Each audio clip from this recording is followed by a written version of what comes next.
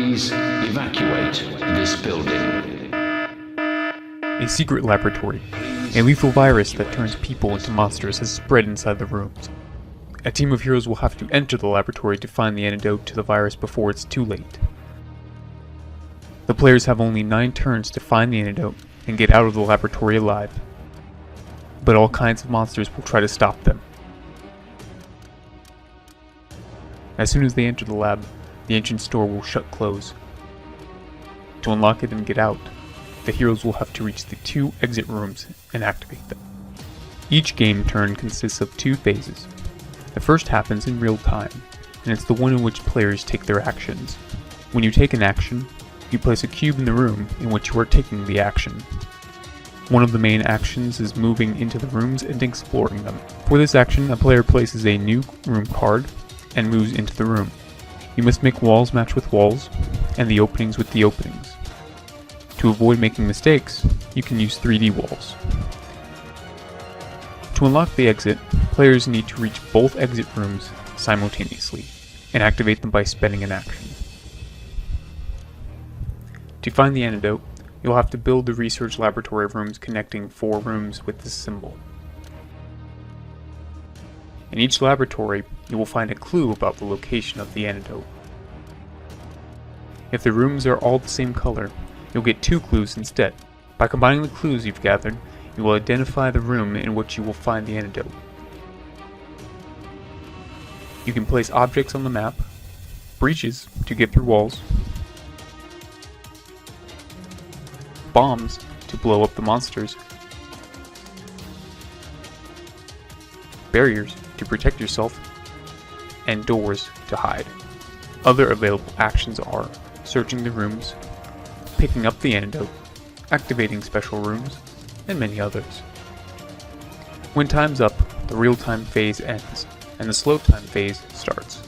First comes the monster's movement phase. You move all the monsters already in the lab. The monsters move towards the heroes they can see. If there are none, they'll follow their nose, moving towards the closest hero in a range of 4 rooms. If they can't smell any, they'll use their ears, moving towards the direction where they hear more noise, the action cubes from the previous phase. Next, you place the new monsters. For each activated room, a monster will emerge from the shadows to seize and kill. Each player, in turn, will place a monster in each room they've activated.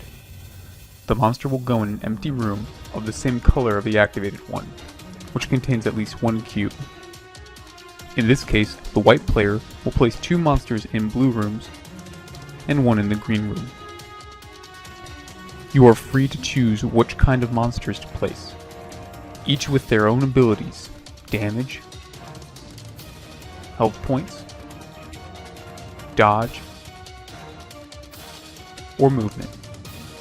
On top of all normal monsters, there are also leaders, which are bigger, more powerful, and with dangerous abilities. In the advanced difficulty levels, there will also be 1 or more leader monsters with their own special abilities drawn from the leader deck. If there are no empty rooms with a cube, you'll add the monster to a group in a room of the right color, or you'll move a group. The orange hero will have to fight in the next real-time phase. There are many objects that you can buy to improve the power of your character. You can earn resource points based on how many rooms you have explored, marked by an action cube in the small square in the corner. The amount of resources will grow based on the number of rooms of the same color connected to the ones you've explored.